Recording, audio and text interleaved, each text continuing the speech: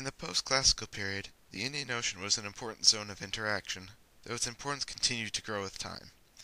During the post-classical period, interaction was mainly limited to regions that were on or near to the Indian Ocean.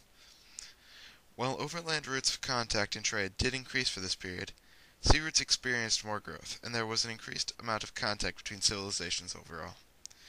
Interactions in this period remained relatively peaceful, although there was some piracy and conflict.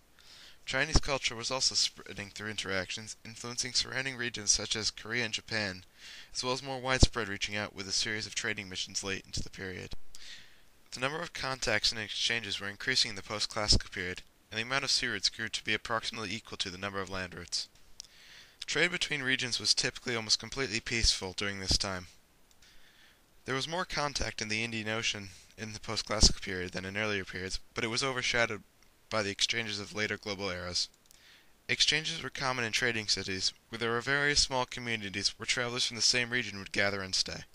Advances in naval technology and navigation, such as the astrolabe, compass, and lantern sail, aided in sea travel, but naval routes still stayed mainly on coasts and within gulfs.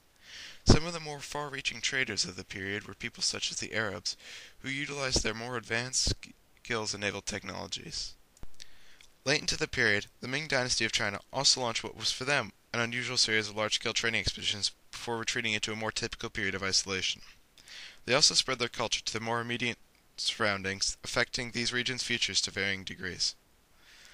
Events within the Indian Ocean were not influenced too heavily by outside events in the post-classical period, as most interaction was still mostly limited to Indian Ocean regions. However, some events, such as the Crusades, which helped bring Europe out of the Dark Ages, led to increased demand for Indian Ocean products.